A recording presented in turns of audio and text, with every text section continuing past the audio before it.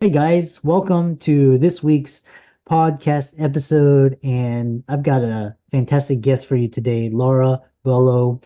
And, we have a lot of commonality. Her husband's a medical doctor as well. So, we bonded through that. And she's going to talk all about career transitions, incorporating personal values into professional life, entrepreneurship, balance, and fulfillment. And I'm really happy to have her on the show. Laura, welcome. Thank you so much. I'm excited to be here, Chris. Yeah. Start off, introduce yourself, what you do, how you got started, and we'll dive right into the conversation. Okay, perfect. I'm definitely gonna fumble my way through this because my kids just had COVID for the last 2 weeks. And I'm fried from having them around so much. So my name's Lara Buelow. Hi, great to be here. I love podcasts. I love listening to them. I love being on them. I dream about starting my own. But currently I run my career transition coaching business, and I am certified in the Designing Your Life content out of Stanford University, as well as the Sparketype content coming from the Good Life Project and Jonathan Fields. So those are the things those are extra tools that I just really nerd out on and include in my coaching. And I'm just really passionate. I'm also an artist. So I've done lots of painting. I studied painting in college. I paint murals, and I'm really passionate about the arts. So I like to smash all of those things together. And I really drank the love what you do Kool-Aid. And I've just done so many different things in my own life that I attract other creative souls who, are done masquerading in the corporate world and are ready to pursue a career path with more purpose, passion, impact, values alignment, and balance in a Mm, nutshell. yeah. Yeah, I love that. And what's interesting is for example, my wife, she's kind of the more stable, like she's W-2 and I'm more of the entrepreneurial. So I love how you and your husband have done that and he's building the stability and you're going out and on the risk curve and helping others. So that's what a lot of dual couples do. And so, one thing that's questioning is especially for a lot of the younger generation, they I describe them as they get it. When I talk to kind of my parents' age and very respectfully, they don't get it. So the younger generation, they understand that portfolio career. So talk about asking what's next for your career. Yeah, so a big thing that I'm talking about right now is that I just published my book, mostly unanswerable questions. And obviously a huge category in that book is the career section, right? Because that's also my expertise as far as building more of this portfolio around your career, right? And I think people are really scared about making a leap and demanding to have more value aligned work, right? But that's what it's going to take. I always have a conversation at some point in a client's journey about how no one is coming to save you, no one is going to give this to you. You have to demand it, right? And I bet you do a lot of coaching with folks in your own business around this of look at the doctors, look at the medical system in America. They will work you to the bone, right? Like my husband, one day he will make a lot of money, but in the residency program, they get paid less than minimum wage per hour that they're working. So to Yeah. tie this back to the portfolio career, what's next? I really support folks in answering the big life questions. Let's really think about what you're going to regret in 5 to 10 years if you don't start taking value aligned action today, right? And what kind of jobs do you need to set yourself up for in order to build the life that you actually want? The one that's actually going to allow you to take a vacation, spend time with your kids, build your own business, et cetera, et cetera. And I love that. I love how you said that nobody is coming to save you. And it's like it's imperative. Like I tell the younger generation, school is not going to teach you financial literacy. You have to go to YouTube, you have to go to podcasts, you have to go to Barnes and Noble if it still exists. You have to go to library, get these books, read it. You got to understand it, digest it. You got to do the work. You got to talk to people. You got to get mentors and coaches because school will not prepare you to be rich. They're just preparing you for, uh, you know, for lack of a better word, is preparing you to be poor. So, and you got to learn the things you want to learn. You have to learn it on your own because school is just kind of general purpose. So, and yeah, I love that this idea, we can't depend on Social Security. We cannot depend on pensions or 401ks or any sort of job. These are not stable anymore. So you have to kind of learn how to create your prosperity. So I love that. Yeah. No, Yeah. nobody's coming to save you. So, um, Well, and you just mentioned so many things that I have like really strong feelings about, and that again, like I include a lot of these things in my book, right? Like, what they're preparing you for is like to be poor to support capitalism, right? So, I mean, there's just so many things in the world, like, and I'm so sad about the whole education system, like not preparing you for real life, right? Like, teach me something, like, teach me how to be an adult. So, a lot of these things around, like, well, we have to demand it. Like the people have to demand financial literacy and like the safeguards to like not run us all into the ground, right? So that's another big piece of it. Is like what kind of work do you have to do in order for us all to like be the rising tide, so to speak? yeah. Yeah, I love that. And so kind of shifting the energy of the conversation, talk about this so a lot of times, we had to separate our personal and professional, but now a lot of people are incorporating their personal values. I give the example of like the younger generation. I always talk about this. They will work for a company that they really believe in for less versus a company that drains their soul and is like, pro war and bad for the environment. They won't work for these people. They will pay 3x more for a brand that resonates with their values as opposed to, other less value-based brands. So talk about incorporating your personal values into professional lives and boundaries.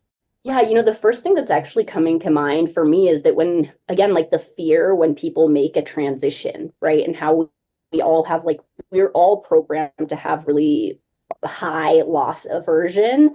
And so you have to really connect to your values in order to make a meaningful transition. And that when people are out there like doing career transitions and that sort of thing, like you're interviewing them too, right? Like if you want to make a bigger impact, if you really want to work for like a particular type of company, you're not going to know immediately what their culture is unless you're really doing your homework and interviewing them at the same time, right? Yeah. You need to do that behind the scenes work to really show up fully informed, Mhm. and become, in the career transition world, like become part of that brand. Yeah. So can you actually state the question again? Because I think it's a really good one and I feel like I'm not answering it. Yeah, and I love that, and kind of to add on to what you were saying is like, for example, I have an example is like, I have a good friend, he's an influencer, and he was talking about this where professional life, like he had to ask to go to the bathroom, had that, he had like 30-minute lunch breaks, and it's just ridiculous, he asked for time off, and he's just like, one day he's just like, instead of waiting for the company to fire you, why don't you just fire yourself, right? You walk off the job, it doesn't resonate with you, don't take that job, you can do a lot of personal development. And so a lot of people are incorporating personal values, like for example, female empowerment, Black Lives Matter, just kind of more, diversity, equity, inclusion, saying, more towards mental health. So talk about like these things and saying no and creating boundaries. I mean, and like to me, that's like voting. It's voting with your voice, it's voting with your actions, it's voting with your money, right? Like it's going to take all kinds. You don't, it's like a lot of the times I think that the internet has kind of brainwashed us to be like, you have to have a job that you love to change the world. Not true, right? You have to be an entrepreneur to change the world. Also not true, right? Like just being whoever you are, doing exactly like the same job, living your life, there's small things you can do right now to be more values aligned. This is perfect. It's Earth Day, right? We're recording this on April 22nd. Like exactly everything that you're saying. People should think about like where are their clothes coming from? Where's their food coming from? Like what are the values that you care about, and what's one small action that you can take to embody that? That's another big piece of my work is like we all have these like, it's like a company's mission statement. Does it mean anything? Does it lead to better decision making, right? So Yeah. let's talk about what are people's personal values and then turn them into an actionable valuable value that you can live every day, right? Whether that's like your diet, where you shop, the types of brands that you're shopping from, right? Like if you don't want to support genocide overseas, then like look at where your money is invested and that kind of stuff. So there's so many different ways, and it's really like important to incorporate all the different levels of like the underground activism that's going to be required to change the world. Yeah. The other thing that's really interesting is this concept of challenges of re-entering the workforce. And a lot of people are scared to make the leap because they have to explain gaps. And just like, for example, I have a colleague, she left a very toxic work environment. And, this created this idea of like, you have to have like, kind of job lined up, really created a lot of anxiety. And so she was desperate for the next job and still, you know, and not work on herself and still create those uh patterns that are just very unhealthy. And so versus somebody, for example, my other colleague that I just referenced, he was like, yeah, I'm going to quit this job that doesn't resonate with my values. I'm going to work on myself, figure out who I am, come back stronger. If that's a month, if that's 2 months, if it's a year, I can work on a business, I can start a business. So talk about this thing where like people are just desperate for the next thing and just repeat the same unhealthy patterns over and over. I mean, I really hear that a lot, like especially with new parents. Like I feel like it's a very common theme, especially for moms. I work a lot with like new moms. I have a 5-year-old and a 4-year-old or 3-year-old. And so I get it. And but I also think that it's just a very common experience, right? Because people, like you said, there's no true security, right? And Yeah. like all the like inflation, prices on things are rising. So, I mean, I always like to remind people that you get to be the narrator of your own story, right? And in order to help people build the confidence around telling a different story than the one that they're feeling in that moment of like, oh my God, I have this gap, and how will I ever re-enter the workforce? I don't even know where to start. I'm so lost. This is horrible, right? Is like to go find other people who have done it, Yeah. because we can't just be told we're not alone. We have to experience that as well, right? To like see and speak to other people who are like, I did that. Right? Like I took the time away. I made it back into the workforce, Yeah. right? I did it deliberately to come back stronger. And it does make you stronger in so many ways, because you have to do that roller coaster of the ups and downs, and the redefining of like who you are and what you bring to the table. I also think it just makes people more interesting. Yeah. I'm like, and people who have gone through hard things, that it builds character and resilience, and we need to support each other through that. So like one of my favorite career transition tools that people should be using throughout their entire career, like just lives in general, is like informational interviewing and just like being with your network, right? And having interesting conversations. I know every doctor has interesting stories to tell. So I always tell people, I'm like, go find the people who are in your network and ask them for their career transition stories, right? Like your friend's story you just shared. Like so fascinating that he was like, I'm just gonna walk off the job, and like however long it takes, I'm gonna come back stronger. Yeah. Yeah. Friend. Yeah. Yeah, I love that. And I just love the like kind of inspirational comeback story that kind of like being mistreated and then come back and doing something great. And so the other thing is because you teach a lot of people want to share their story, influence, and one of that is through writing and publish a book. And you're about to launch a new book that combines what we're talking about. And talk about what advice you would give to others who dream of writing their own book or other ways of sharing their story, getting it out there.